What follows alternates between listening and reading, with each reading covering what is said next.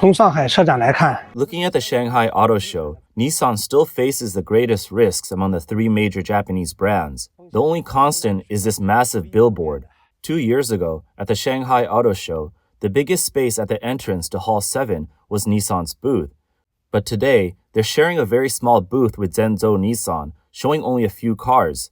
The model getting the most attention is the N7, but the buzz is not that high. It seems like Nissan is only holding on because of its investment in advertising, like that huge billboard behind me. As the U.S. China trade war intensifies, Japanese firms face growing challenges in China. Media reports indicate Nissan Motor is navigating unprecedented difficulties. Japan's Yomiuri Shimbun reports that Nissan will cease vehicle production at its Wuhan factory in Hubei province by March 2026. The Wuhan facility, once capable of producing 300,000 vehicles annually, now operates at under 10% capacity due to weak sales in China, contributing to Nissan's worst ever financial losses. The plant will close by the end of 2025 fiscal year, March 2026. Nissan projects a record net loss of approximately $5.2 billion for the fiscal year ending March 2025. In 2024, its China sales fell 12% to about 700,000 vehicles, half of its 2018 pre-COVID peak, driving significant overcapacity. The Wuhan factory, a key part of Nissan's China strategy, faced severe challenges. Launched in 2022 with a 300,000 vehicle capacity, it was tasked with producing the global electric vehicle Ariya and X-Trail SUV. Output averaged only 10,000 vehicles annually, far below expectations. Since last year, it manufactured electric models for partner Dongfeng Motor to boost utilization, but after 3 years, Nissan announced its exit.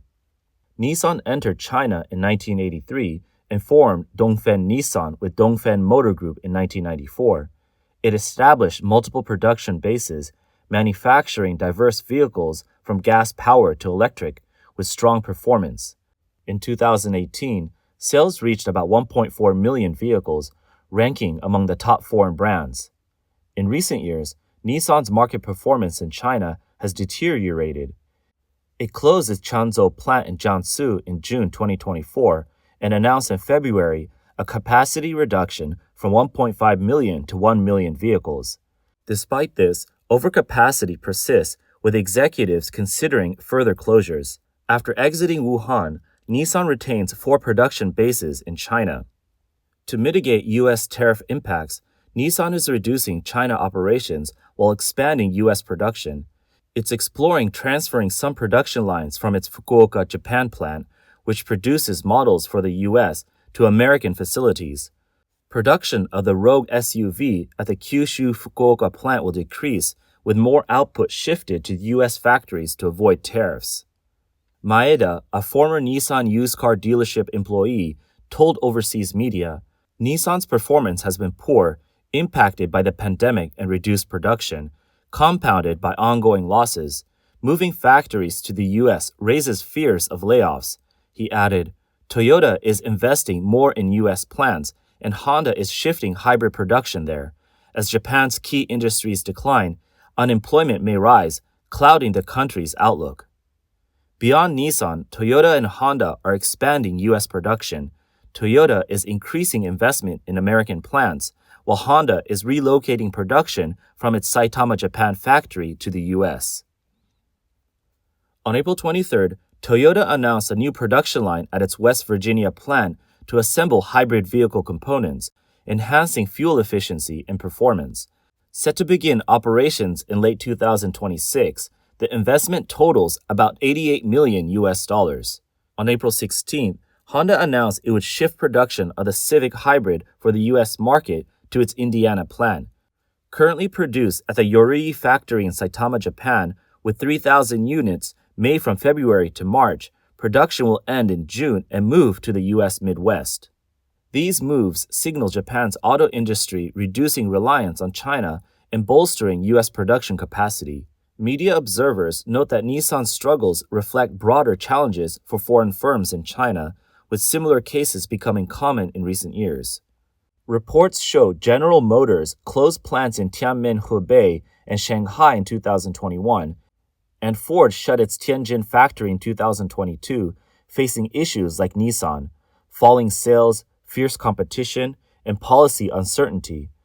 Business Insider reported that in 2022, GM's China sales dropped 20% and Ford's fell by 33.5%, reflecting a rapid loss of market share for foreign brands. Other industries are also reducing China dependency.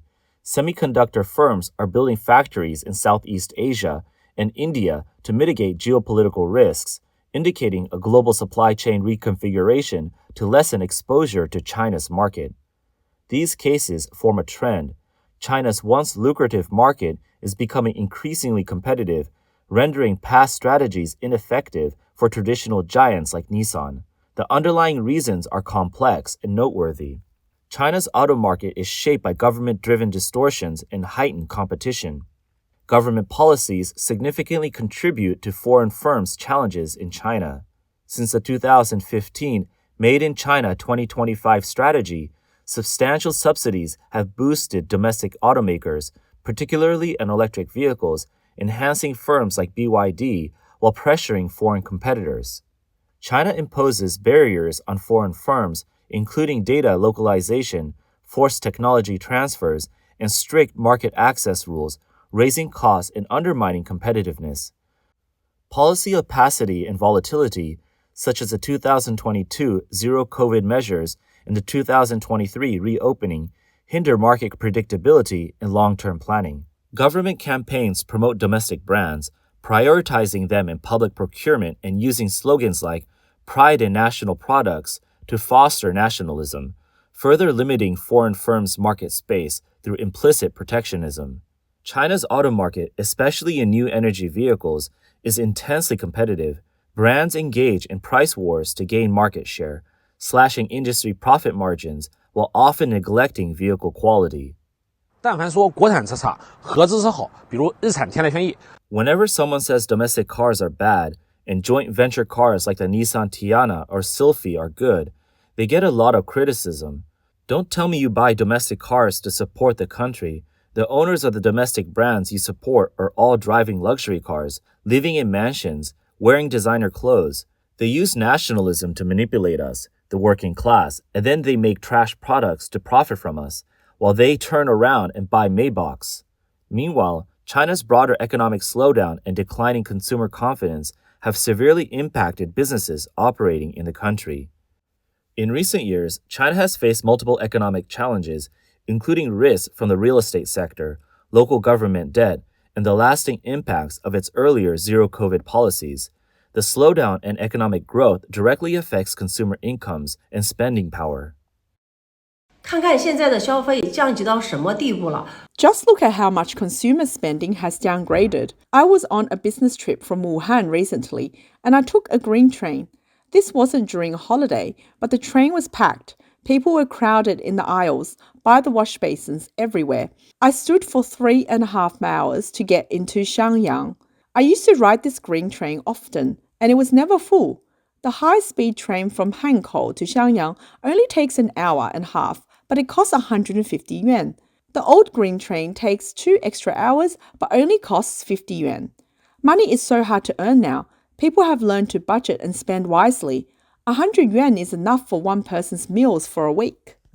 现在都消费降级的那么严重吗？ Has consumer spending really dropped this much? Do you all feel it? I sure do.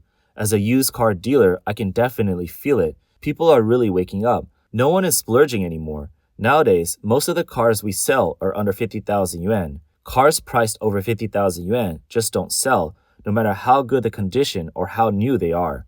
Look at cars like that Honda for over 20,000 yuan, Toyota for over 30,000 yuan, or a Volkswagen for over 10,000 yuan. They're sold as soon as they come in, even before we have time to wash them. So are luxury cars not being chased after anymore? It's really strange. Honestly, the downgrade in spending is very clear. Just take me, for example. I used to smoke 45s, but now I'm using these, and I used to eat out at least once every 3 days. Now, unless it's a special occasion, I almost never go to restaurants, and I used to go get my feet cleaned at least twice a month. Now I don't even know what it feels like.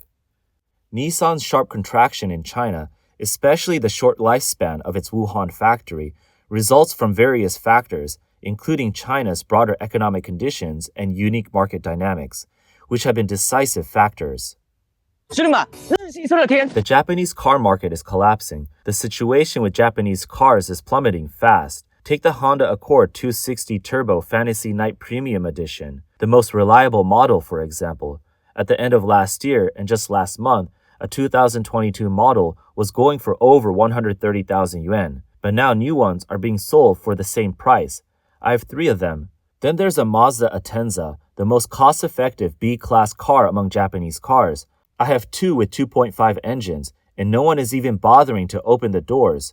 The Honda Civic, once a go-to car, now the value retention king, a 2019 luxury version, was bought for 68,800 yuan, and now it's being sold at a loss with no buyers, and I still have 3 of them.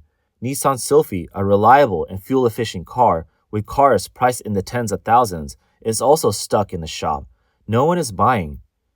Not only Nissan, but other car brands are also experiencing tough times, according to second-hand car owners. At this point, the used car market is practically dead. Most of my colleagues in the used car business are having a terrible month, and we're no different. That's why we've decided to lower the prices of all our cars. Take this 2015 BMW X1, now selling for just over 30,000 yuan. Isn't that cheap? It's a good deal. But if the car isn't cheap, no one will buy it. Look at our lot, with over 200 cars here, and there's no one even looking at them. In recent years, China's economy has shifted from rapid growth to significant downward pressure. Factors include the ripple effects of the real estate market adjustments, accumulating local government debt, and the lingering impact of zero-COVID policies on the economic activity and supply chains. Global economic weakness and reduced external demand have also stained China's exports. Economic uncertainty has eroded household income expectations and consumer confidence, making buyers cautious about major purchases like cars. Many delay plans or prioritize affordability, opting for cheaper alternatives. Mid-tier joint venture brands like Nissan struggle, unable to meet luxury demands or compete with lower-priced domestic brands. Nissan sales have plummeted since 2018, reflecting weakened consumer demand. The Wuhan factory's under 10% utilization rate underscores this sharp market contraction. China's structural economic slowdown, fragile consumer confidence, and intense competition from domestic brands create a challenging environment for Nissan's operations in China. The withdrawal or downsizing of foreign firms will significantly impact China's economy. For instance, closing the Wuhan plant could result in thousands of job losses, impacting the local economy. More broadly, declining foreign investment may intensify China's employment pressures and economic slowdown. While policies bolster domestic firms, they contribute to market imbalances and resource waste. China's severe automotive overcapacity, with many underutilized factories, is worsened by ongoing government subsidies. Commentators suggest Nissan's decision signals a shift in foreign firms' views on China's market. Increasingly, companies are reassessing investment risks and returns. For example, Apple has moved some iPhone production to India and Vietnam to reduce reliance on China. The economic advantages that once drove foreign brands' growth in China are diminishing, giving way to a more complex, competitive, and uncertain economic landscape. Experts note that Nissan's closures of the Wuhan plant reflects not only economic challenges, but also geopolitical factors. The escalating U.S. China trade conflict and China's slowing economy make operations difficult for foreign firms. The automotive sector faces similar pressures. With ongoing trade tensions and policy uncertainties, foreign companies may further reduce investments in China, seeking opportunities elsewhere.